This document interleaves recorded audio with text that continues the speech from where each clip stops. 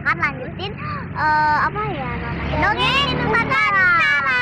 Ini part 3 guys, bener? Tapi kalian lupa. Sebelum kita lanjut acara, maksudnya kita membacakan dongeng tersebut, jangan lupa like, comment, and subscribe. Kita akan bercerita tentang Cinderlaras. Cinderlaras. Ya, Cinderlaras. Raden putra raja kerajaan Jenggelang memiliki seorang permaisuri.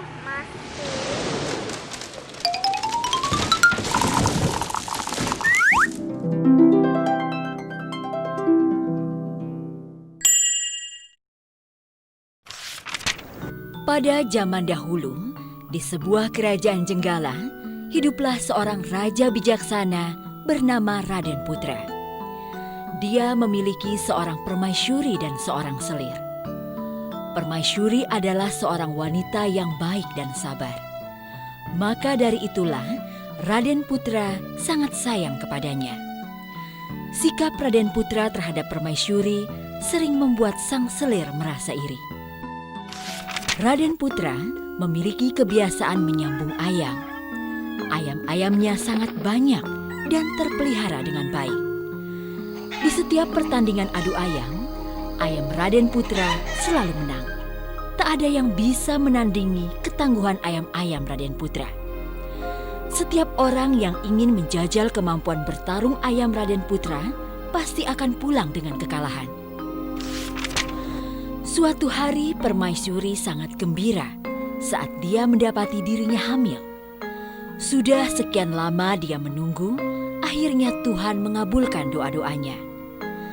Semula permaisuri ingin membuat kejutan bagi Raden Putra. Namun berita kehamilannya tercium sang selir. Maka sang selir pun membuat rencana jahat dengan tabib istana. Sang selir pura-pura jatuh sakit. Raden Putra sangat mengkhawatirkan keadaan sang selir. Dia pun bertanya penyebab sakitnya selir pada tabib istana. Penyakit apa gerangan yang menimpa selir, wahai tabib? Sang selir keracunan makanan yang diberikan oleh permaisuri Paduka. Mendengar jawaban sang tabib, Raden Putra marah besar. Dia segera memerintahkan pengawal pribadinya untuk membunuh permaisuri. Ampun Paduka, saya tidak pernah melakukan hal buruk pada selir. Percayalah pada hamba. Hamba sedang hamil. Jangan hukum hamba, kata permaisuri sambil memohon kepada Raden Putra. Kemudian sang selir memotong pembicaraan dan buru-buru berkata, dia bohong Paduka. Semua itu dikatakannya supaya Paduka tidak menghukumnya. Raden Putra bertambah geram dan menyuruh pengawalnya untuk membuang permaisuri ke dalam hutan dan membunuhnya. Di dalam hutan, pengawal itu merasa bimbang saat hendak membunuh permaisuri. Dia tahu permaisuri adalah seorang yang baik hati. Dia tidak akan mungkin melakukan tindakan yang kejam. Maafkan hamba Paduka permaisuri. Hamba tahu Paduka tidak melakukan apa yang dituduhkan selir. Hamba percaya pada Paduka. Aku sudah pasrah pengawal. Jika kamu hendak membunuhku, maka bunuhlah aku sekarang. Sang pengawal mengacungkan pedangnya. Namun saat melihat sang permaisuri, dia jatuh bersimpuh. Maafkan hamba permaisuri. Saya tidak bisa membunuh Paduka. Akhirnya sang pengawal meninggalkan permaisuri di hutan setelah membunuh seekor rusa untuk diambil jantungnya. Sang pengawal membawa jantung rusa ke istana dan mengaku jika itu jantung permaisuri, sebagai bukti jika permaisuri sudah mati. Akhirnya permaisuri itu sudah mati. Sekarang Raden Putra hanya akan menyayangiku. Waktu sudah berlalu. Perut sang permaisuri semakin besar dan dia pun melahirkan di dalam sebuah pondok sederhana yang dibangun pengawal untuknya. Seorang bayi laki-laki telah lahir dan diberi nama Cinderlaras. Permaisuri mendidiknya dengan sangat baik, layaknya seorang putra mahkota. Cinderlaras tumbuh menjadi anak remaja yang cerdas dan pemberani. Suatu hari, Cindelaras bermain di hutan dan menemukan sebuah telur ayam. Dia membawa telur itu ke rumah dan merawatnya. Telur itu pun menetas. Cindelaras senang bukan kepalang. Dia rajin memberi makan ayamnya yang segera menjadi seekor ayam jago yang gagah. Saat Cindelaras memandikan ayam itu, tiba-tiba ayam itu berteriak. Tuanku bernama Cindelaras, tinggal di hutan rimba. Siapa sangka dia putra dari Raden Putra. Cindelaras terkejut mendengar suara ayam jagonya. Hah? Apa yang kau katakan itu? Dia pun melaporkannya pada ibunya. Sang permaisuri akhirnya menceritakan semua tentang kenapa mereka bisa terlantar di hutan. Cindelaras menjadi marah mendengar cerita ibunya. Dia bertekad hendak membalas dendam. Bersama ayam jagonya, Cindelaras yang masih remaja pergi ke kota. Dari berbagai ajang adu ayam, Cindelaras selalu menang. Segera saja ayamnya menjadi terkenal. Berita ini terdengar di telinga Raden Putra. Beliau menjadi penasaran dan memerintahkan pengawalnya untuk mencari Cindelaras. Siapa Cindelaras itu?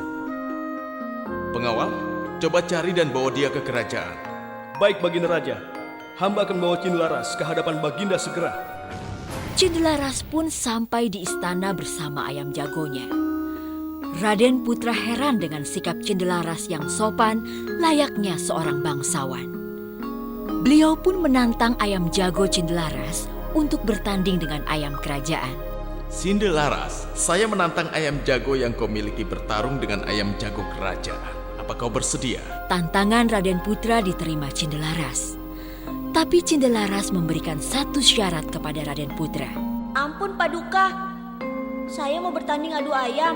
Namun jika ayam hamba menang, saya meminta kekuasaan atas kerajaan Jenggala ini. Raden Putra terkejut dengan permintaan Cindelaras. Jika ayammu yang kalah, apa kau bersedia memberikan ayam itu padaku? Cindelaras mengangguk. Saya bersedia Paduka. Raden Putra tersenyum. Dia menyanggupi permintaan Cindelaras. Lagi pula ayam Cindelaras tak akan mampu mengalahkan ayam kerajaan yang gagah dan lihai bertarung. Maka pertandingan pun dimulai. Ayam Cindelaras semula hanya menghindar saat ayam kerajaan menyerang. Namun saat ayam kerajaan mulai kelelahan, ayam Cindelaras segera menyerang dengan garang. Tuanku bernama Cindelaras, tinggal di hutan rimba. Siapa sangka dia putra dari Raden Putra. Raden Putra sangat terkejut mendengar kokok ayam Cindelaras. Raden Putra bertanya kepada Cindelaras. Cindelaras, apakah benar apa yang dikatakan ayam jago milikmu itu? Cindelaras pun mengakui semuanya. Raden Putra sangat murka. Dia memanggil selir dan tabib istana dan menanyakan kebenarannya. Pengawal, panggil selir dan tabib istana ke hadapanku sekarang. Mereka berdua akhirnya mengaku karena sangat ketakutan.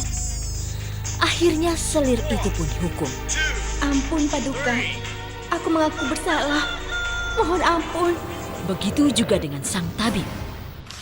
Akhir bahagia untuk Cindelaras dan sang permaisuri. Mereka berdua bisa kembali ke istana. Raden Putra pun senang memiliki putra gagah berani, sopan, dan memiliki kesenangan yang sama dengannya. Beliau bersyukur permaisuri dan Cindelaras bisa pulang ke istana dan berkumpul menjadi keluarga bahagia.